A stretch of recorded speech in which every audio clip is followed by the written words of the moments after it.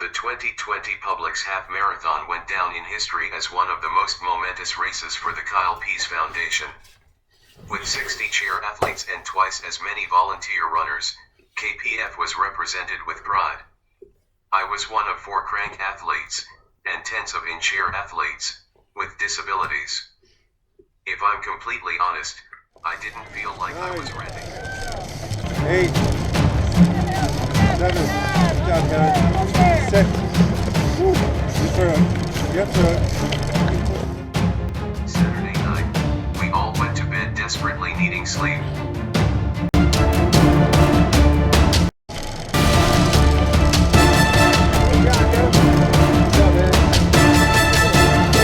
It was a brisk morning, and though it was warmer than the predicted 20 degrees, it was still cold enough to make you shiver and your nose run.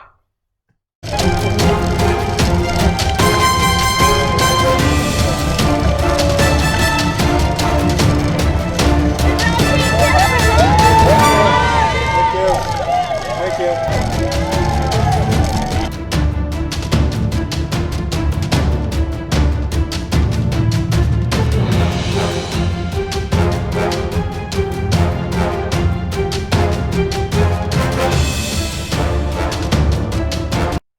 The start to this year's race was bonkers.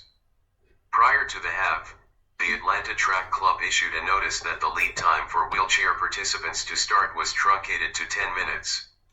Okay, I thought. That would give me time to get through the first couple miles. Then, someone said we had 5 minutes. Okay.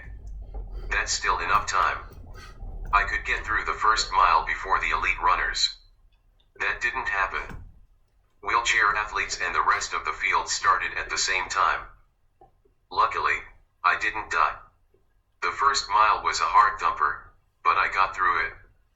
This would have been a very good time to settle down into a comfortable pace, but the rest of the field came roaring through the narrow streets, which were divided by construction barriers, to make things worse. It was every chair athlete for themselves, it seemed, as the field split up. Soon, I began to contemplate my life decisions.